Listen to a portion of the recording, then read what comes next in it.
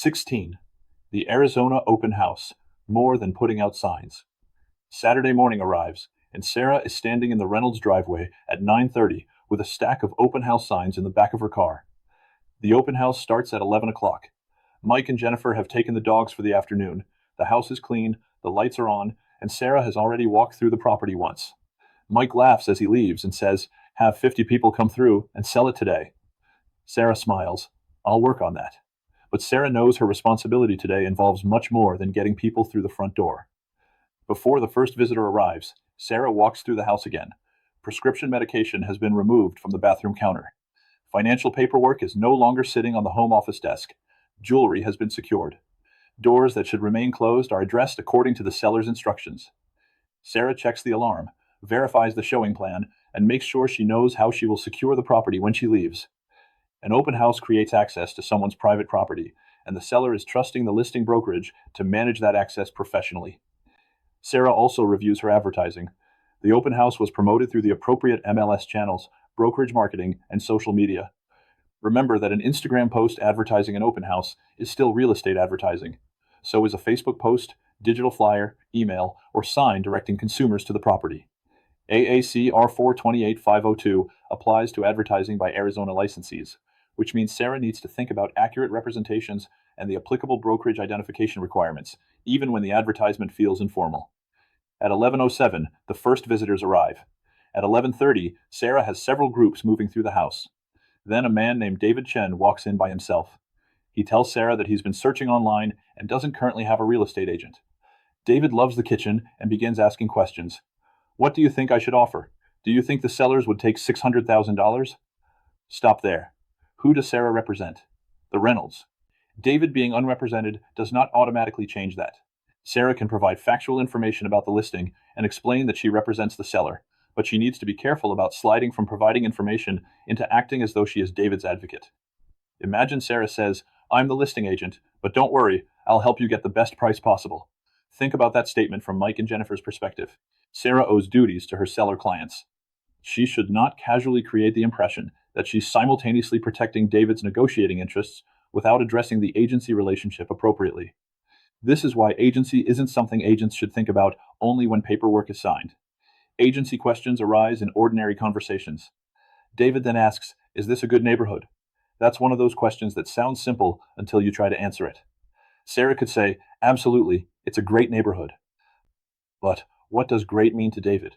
Maybe he's asking about schools, maybe crime, maybe resale values, maybe demographics, maybe amenities. Sarah shouldn't guess what David means and start describing who lives in the neighborhood.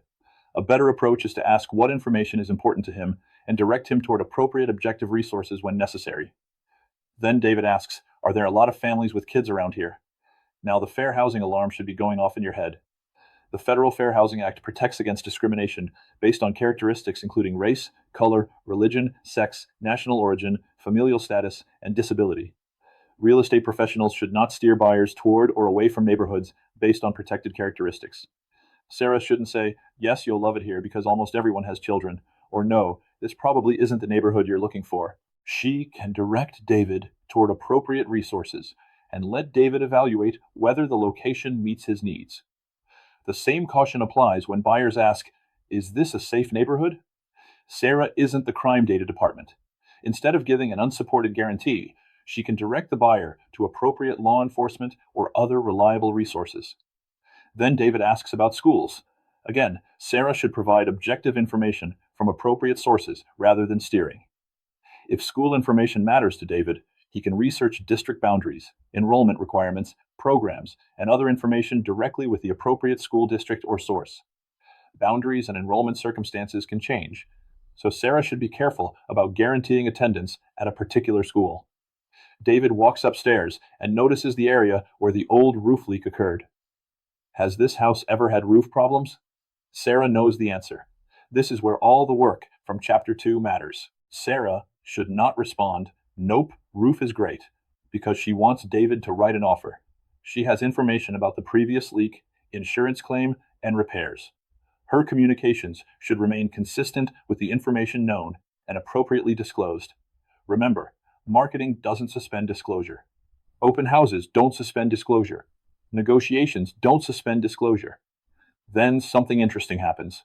David tells Sarah, I really love the house. I'm approved up to $650,000, but I don't want the sellers knowing that. That's an awkward moment for David because Sarah represents the sellers. An unrepresented buyer should not assume that information voluntarily given to the seller's agent is confidential. Sarah needs to be careful not to mislead David about whom she represents. This is why I tell agents, at an open house, know who your client is before you start giving advice. By 2 o'clock, the open house has been successful. Sarah has had strong traffic, gathered useful feedback, and identified several interested buyers.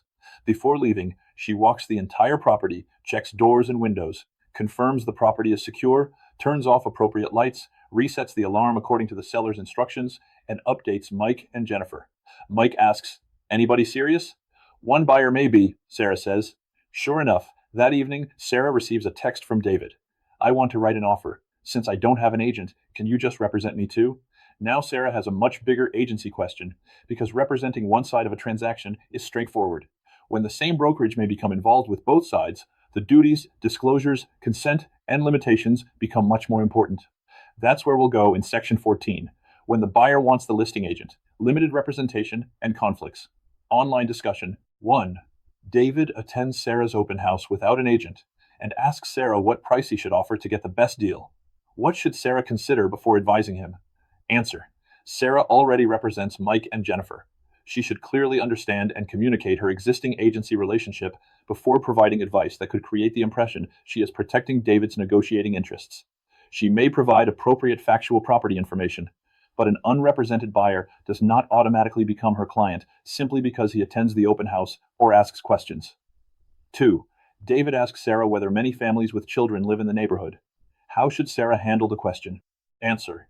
Sarah should avoid characterizing or recommending the neighborhood based on familial status or other protected characteristics.